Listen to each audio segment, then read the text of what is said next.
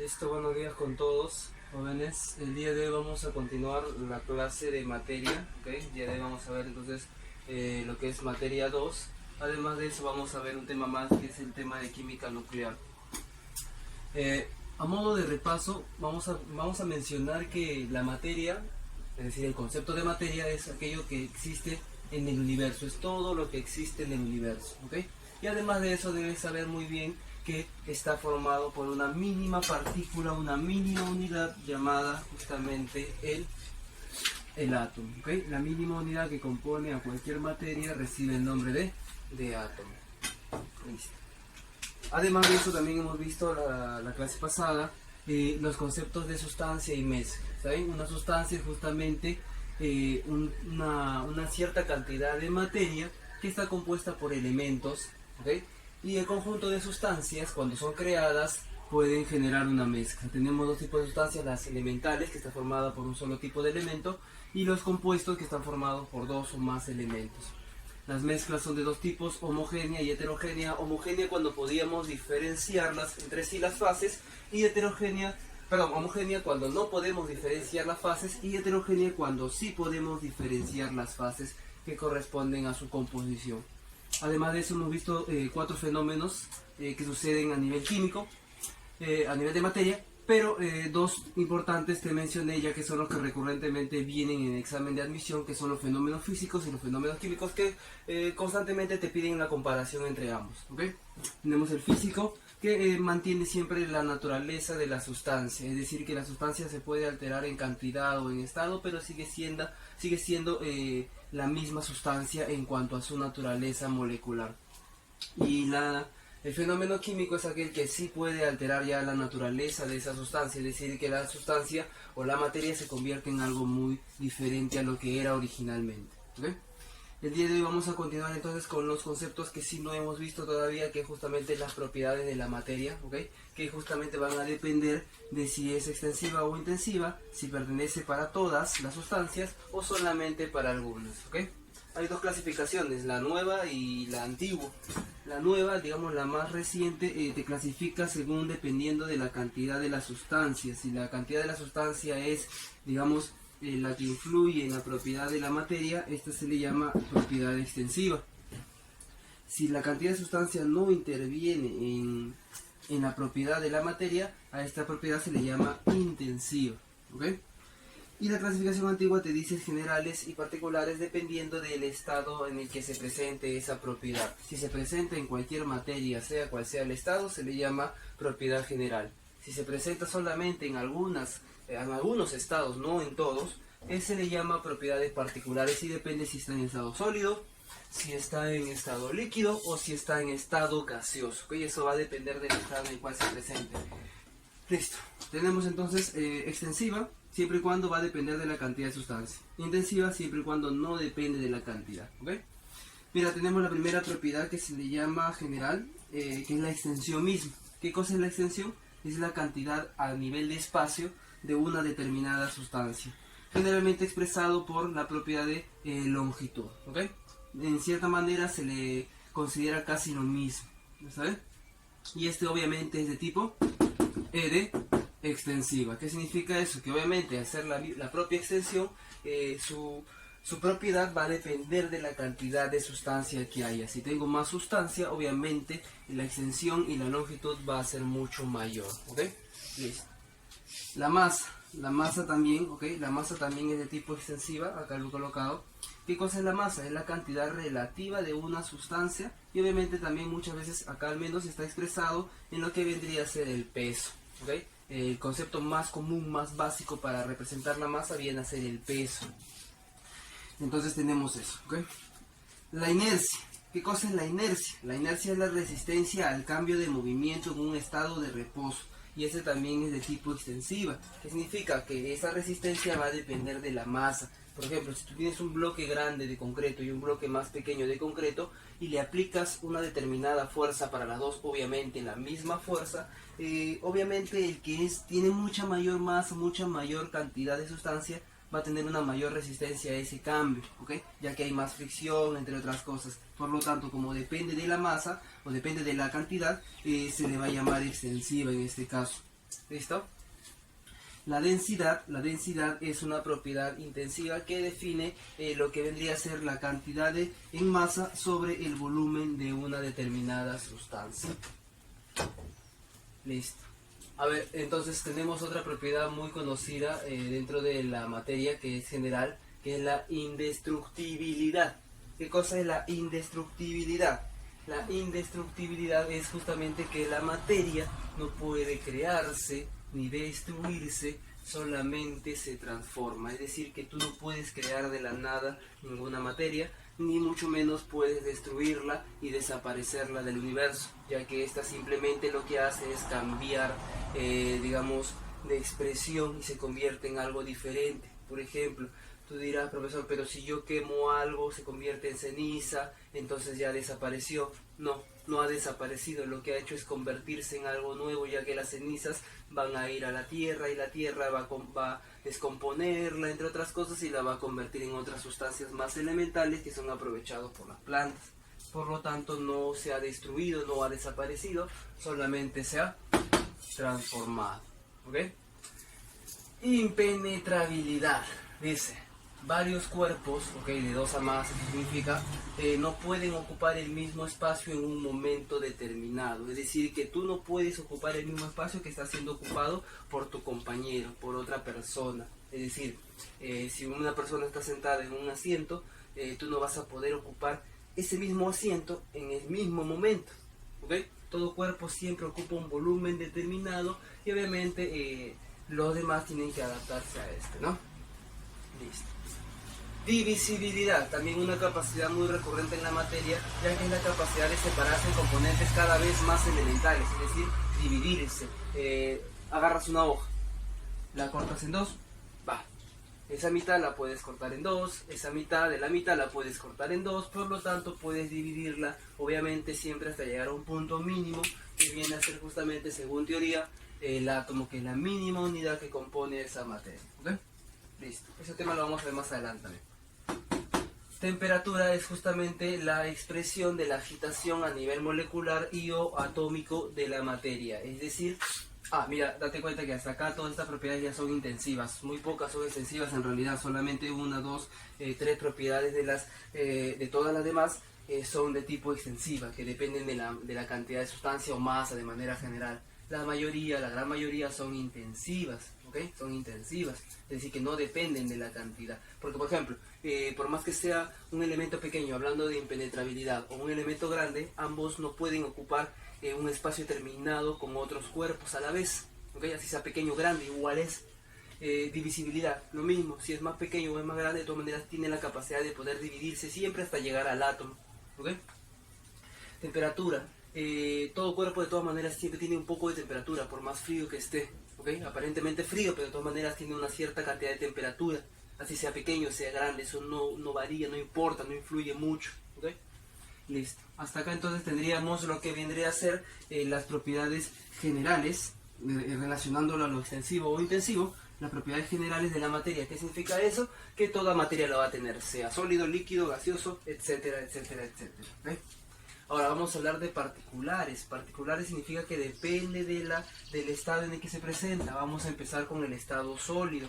La gran mayoría son intensivos, es decir, que no dependen de la materia. Todo sólido, por más grande o por más pequeño que sea, de todas maneras siempre va a tener una cierta cantidad de dureza o también una cierta propiedad de tenacidad. Ahora, estos dos puntos, por favor, tienes que relacionarlos porque suelen ser muy confundidos por las personas.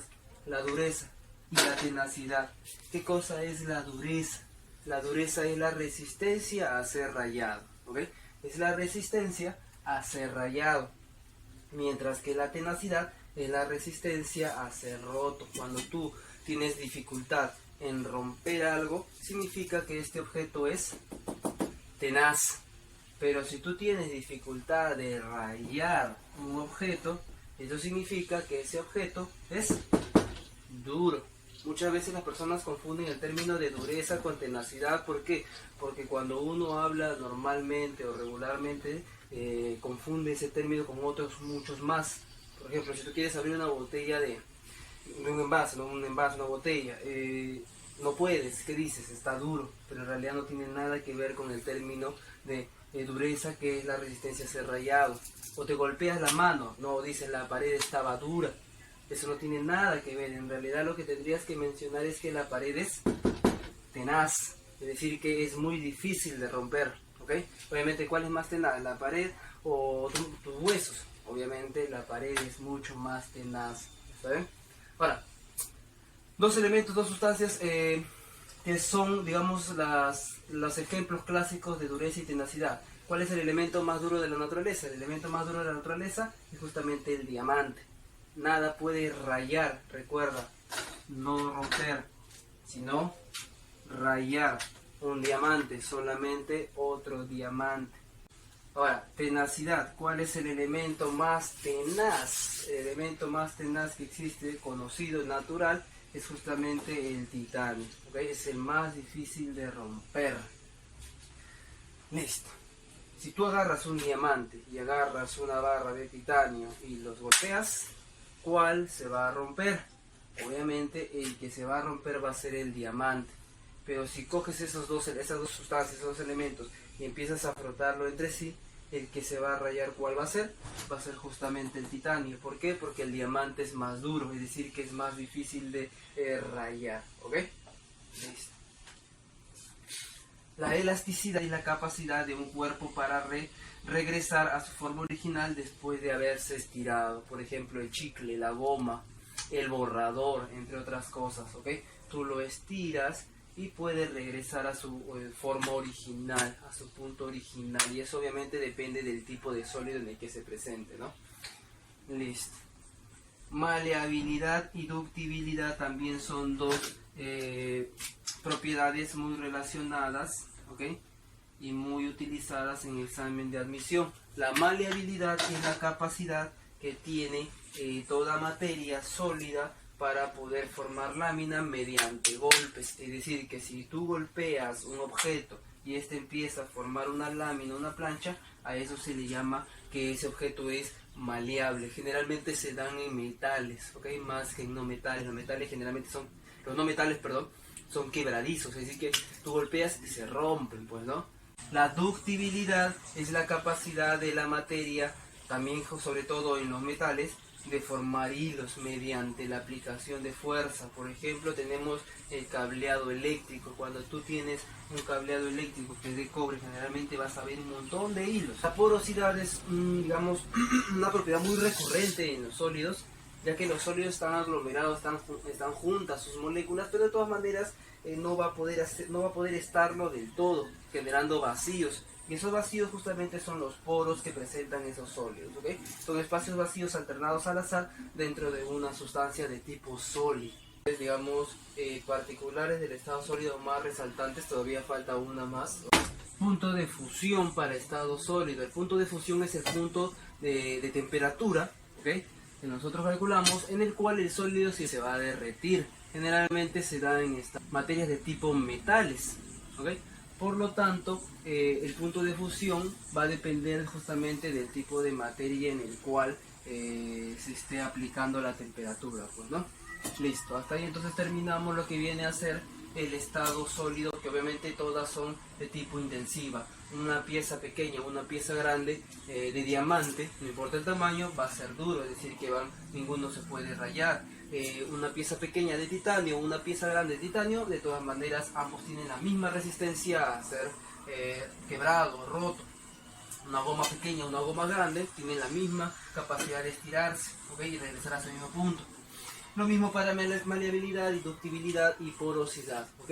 Y el punto de fusión es lo mismo. Es decir, que si yo agarro una pepita pequeña o una pepa grande de algún metal que sea el mismo metal, y le aplico una temperatura, ambos van a tener que llegar a la misma temperatura para poder derretirse. El hecho de que uno llegue antes, por ser más pequeño, no tiene nada que ver. Ambos tienen que llegar a la misma temperatura, ¿ok? Sino que como hay menos moléculas, por lo tanto se demora menos, pero sigue siendo la misma temperatura. Lo mismo pasa para el líquido en una de las propiedades que ahorita voy a mencionar, ¿ok? Primero vamos con tensión superficial. ¿Qué cosa es la tensión superficial? La tensión superficial se debe a una fuerza molecular llamada puente de hidrógeno que se da en los líquidos, ¿ok? Precisamente en los cuerpos líquidos, en los cuerpos de agua, por ejemplo, se genera una fuerza tan grande en la periferia, en la periferia de los cuerpos de agua, que empieza a generar una especie de membrana, donde lo podemos ver muy fácilmente. Cuando nosotros, por ejemplo, tenemos nuestra tina de agua, llena nuestra tina de agua, y colocamos un barquito de papel, o un papel así echadito nomás. Este papel o barquito de papel, para que sea mucho más fácil de observar, puede flotar. ¿Y por qué no se hunde, dirás tú? Profesor, ¿por qué no se hunde si es una materia sólida, es un poco pesada? Entonces debería hundirse. Lo que pasa es que en realidad la fuerza llamada puente hidrógeno, fuerza intermolecular que genera la tensión superficial, es una fuerza molecular un tanto fuerte. Por lo tanto, es difícil de romperla. ¿Okay? Es más, nosotros sí podemos, obviamente por nuestro peso y tamaño, pero en realidad es un tantito complicado incluso para nosotros. Si tú te das cuenta, digamos, te pones a hacer este experimento, que alguien salga del agua, ¿okay?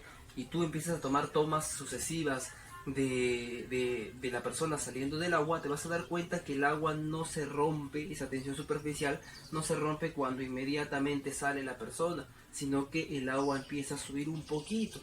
¿Okay? ¿Por qué? Porque está siendo difícil, es como si estuvieses tratando de pasar una bolsa plástica. La bolsa plástica va a tratar de estirarse hasta que por la misma fuerza que aplica se rompe, pues, ¿no? Lo mismo pasa con la tensión superficial que genera esa membrana. Otro ejemplo, digamos, clásico para este tipo de propiedades.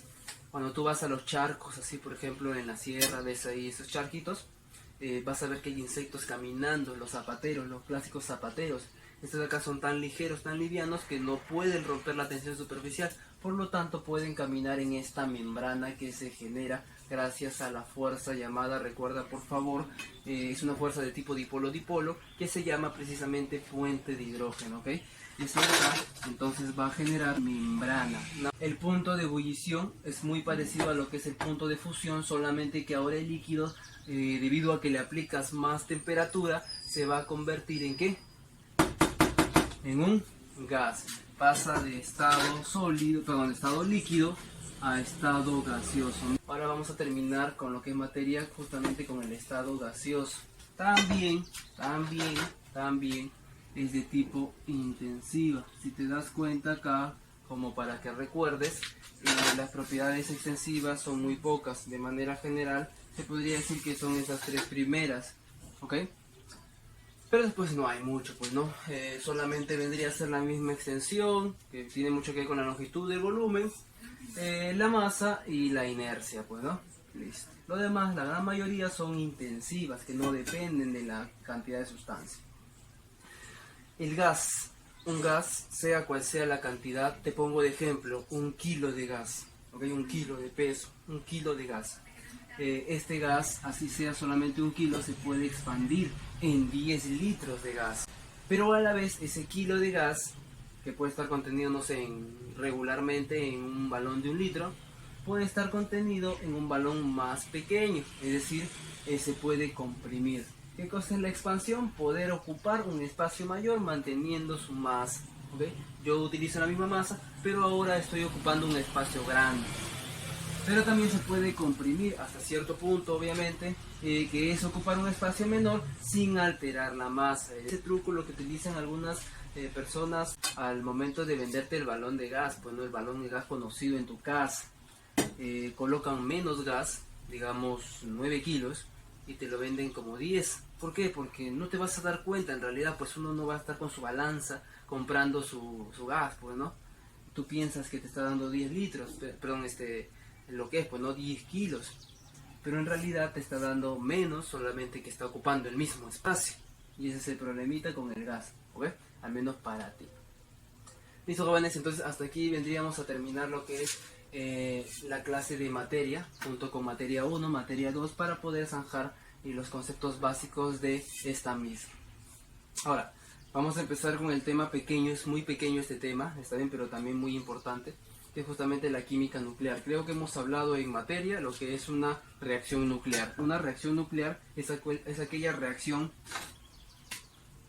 que sucede dentro de lo que viene a ser el núcleo. Su nombre lo dice, química nuclear. ¿Qué sucede en el núcleo del átomo? Profesor, pero usted me dijo que un átomo no puede, digamos, tener alguna reacción al nivel propio, es decir, que el núcleo no se podría alterar, pues no, si es supuestamente es indivisible, indestructible.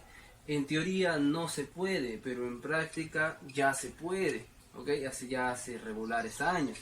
Entonces, las reacciones espontáneas que altera el núcleo del átomo se le llama o es estudiado por la química nuclear, descubierto por Becker en 1896 y que se le llama radioactividad. ¿Por qué radioactividad? Porque cuando tú rompes un núcleo de un átomo, lo que haces es liberar toda la energía que hay ahí. Hay mucha actividad de ondas de energía, ¿ok?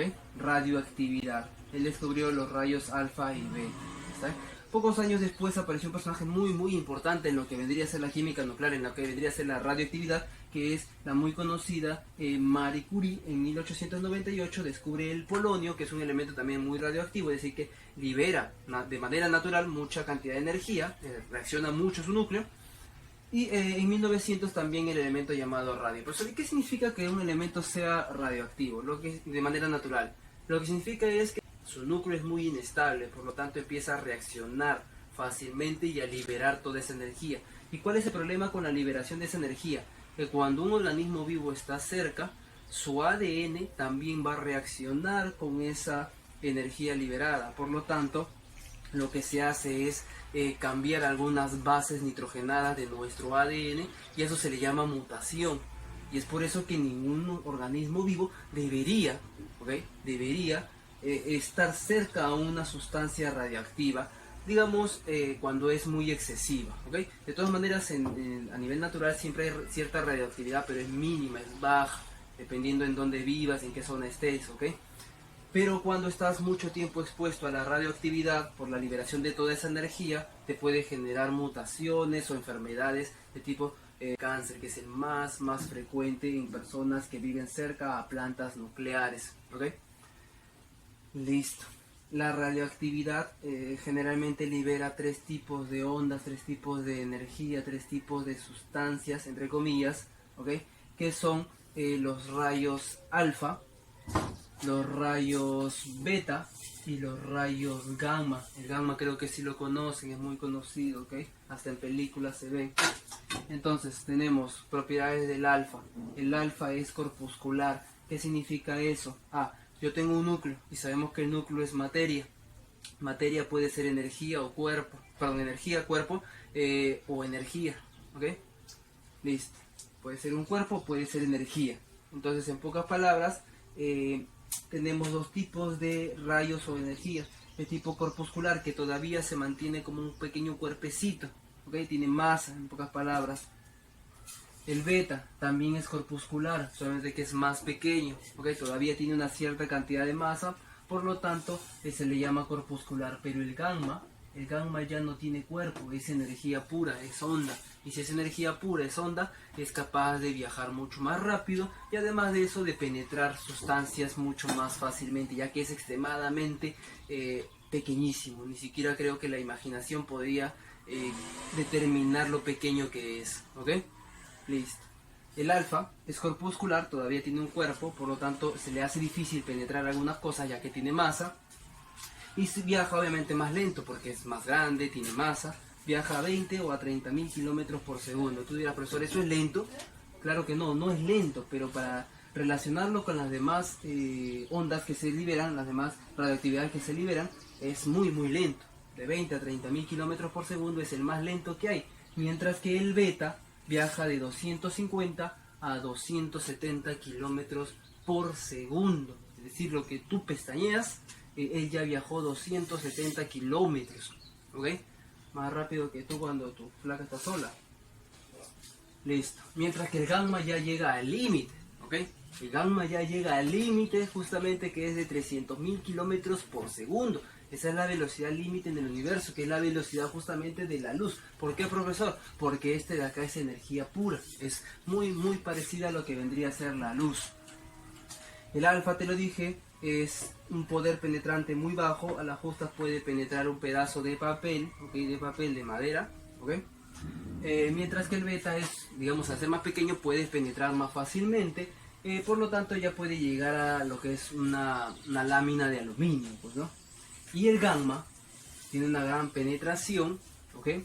Ya que es energía pura y lo único que podría detenerlo hasta cierto punto, ¿ok? Vendría a ser una lámina un tanto gruesa de plomo. Bueno, el plomo es el elemento más pesado que hay en la naturaleza, así que digamos que es muy consistente a nivel molecular, por lo tanto es capaz de detener esa energía hasta cierto punto. El alfa tiene un alto poder de ionización, ya lo dije, tiene capacidad de ionizarse. El beta tiene una ionización media, mientras que el gamma tiene una baja ionización. ¿Listo? ¿A qué se refiere con ionización? Que no tiene energía. ¿Sí? Listo.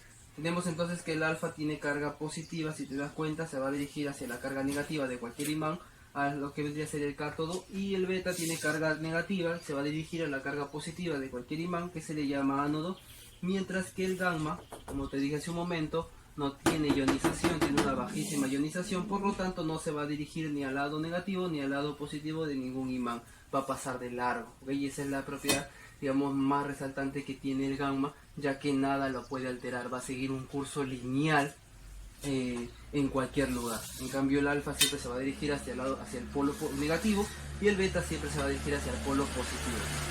Listo, jóvenes, tenemos entonces los valores ahora sí de lo que vendría a ser los rayos alfa, beta y gamma. Sabemos muy bien que siempre en este ladito, en el lado superior derecho de un núcleo, digamos así entre comillas, siempre se coloca la masa, y en la parte de abajo de la misma posición se coloca lo que viene a ser la cantidad de protones, entre comillas en este caso, ya que recuerda que estos de acá se comportan como pequeños átomos, ¿está bien? Acá tenemos entonces que el alfa tiene de masa 4 y de protones, entre comillas, solamente 2. El alfa se puede representar como la letra alfa misma o como el helio, que también tiene los mismos valores. El beta no tiene masa, pero sí tiene una cierta carga que es de -1, por lo tanto se expresa como 0 y -1 abajo. Y como es negativa, también se va a comportar como si fuese un electrón, por lo tanto también se representa con la letra E minúscula. El gamma no tiene ni masa, no tiene ni protones, recuerda que es energía pura, es onda, por lo tanto tiene 0 de masa y 0 de protones, ¿está bien?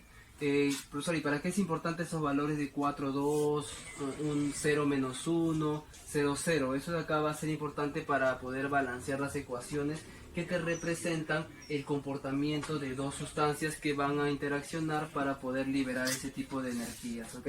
Y eso se le llama justamente transmutación. Toda transmutación todas las ecuaciones deben estar balanceadas, es decir, que la masa debe ser iguales entre ambos lados separados por la flechita, y deben ser iguales también los números atómicos, ¿ok? Una de las más conocidas es justamente la que descubrió Rutherford en 1919 con el elemento nitrógeno.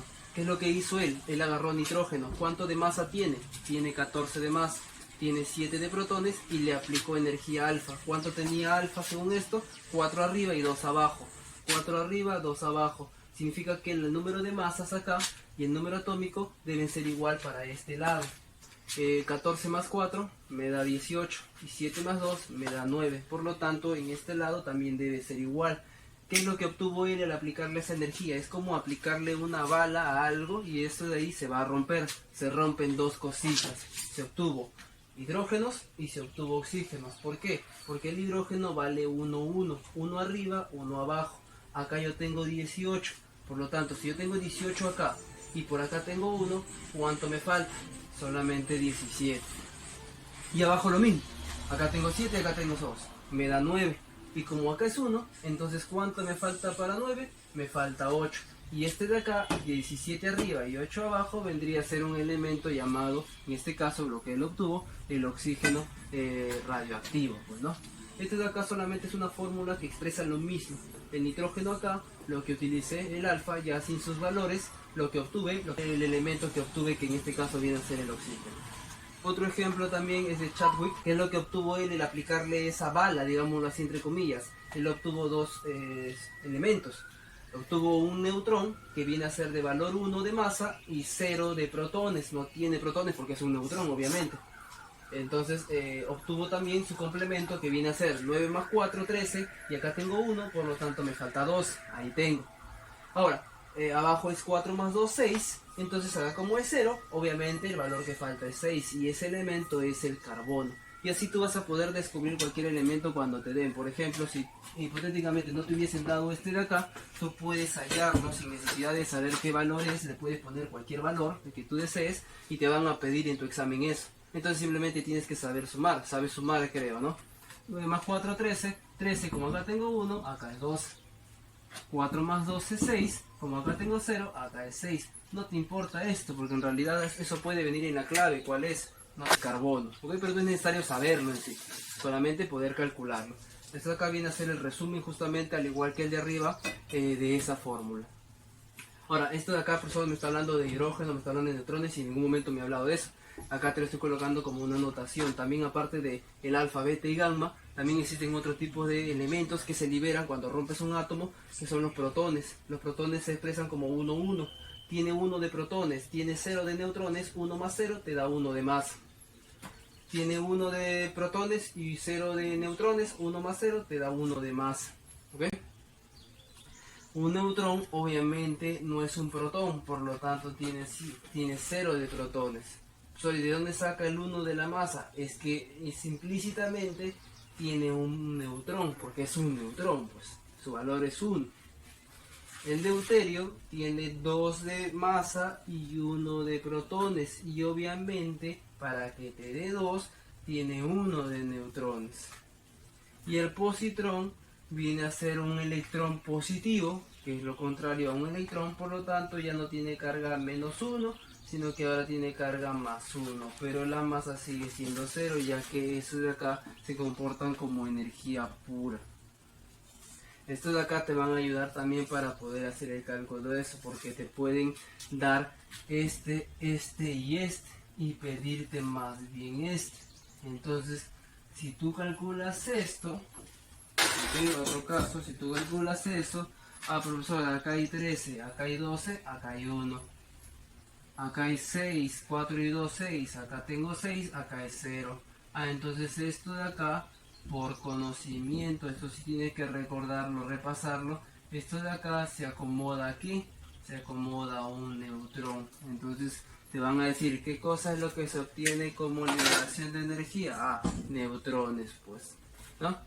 Es como cuando tú tiras, no sé, tienes un ladrillo y le tiras una bala, ¡pah! Se va a romper en pedacitos. Esos pedacitos vendrían a ser justamente lo que se libera como energía.